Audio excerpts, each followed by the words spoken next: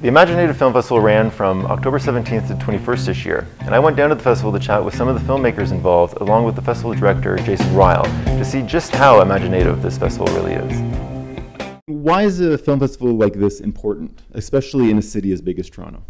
Well, in a city as big as Toronto that has almost 80 film festivals a year, imagineNATIVE really fills an important gap. And I think imagineNATIVE has become one of the anchor film festivals, which is fantastic, and it just shows a level of support for Indigenous film and video works, which I think really is some of the most exciting work being produced internationally. We received over 400 submissions, and we programmed 79 film and video works, and a total of 117 works in total in film, video, radio, and new media. Besides your film festival, where can people go to see Aboriginal films in Toronto or in Canada?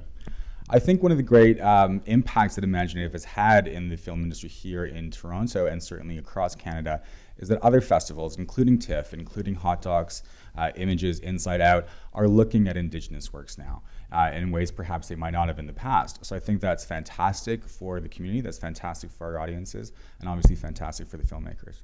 Are there any other filmmakers that really have caught your attention in the last 5 years or 10 years, let's say?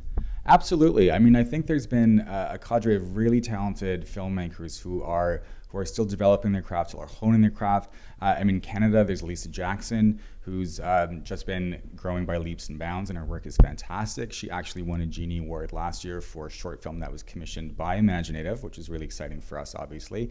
And I mean, filmmakers from around the world. And in the States, there's one of my favorites is Nanwa Becker, and she just creates a Navajo filmmaker who creates some really fantastic, interesting, deep work. We Were Children is the true story of two residential school survivors, Glen Anaquat and Lina Hart, and their experiences in residential school.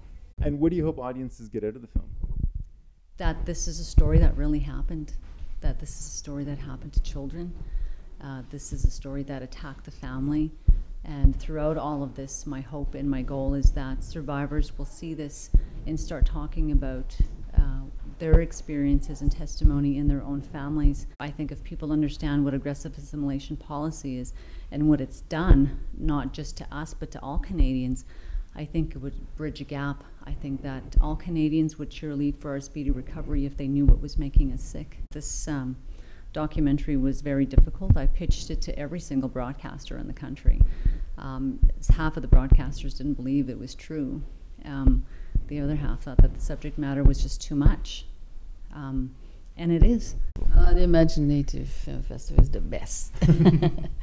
Oh yes, they're so kind and they're so concerned about filmmakers, and you know, all these young filmmakers who come here don't have to worry to be left on your own and find your way. They're all taking care of everybody, and it's just a group of wonderful people.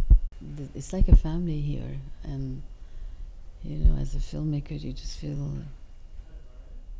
so welcome, and all kinds of things they organize for all these young filmmakers who perhaps it's their first time at a festival, and it can be intimidating if you're left on your own, you don't know where to go, and this is not the case here.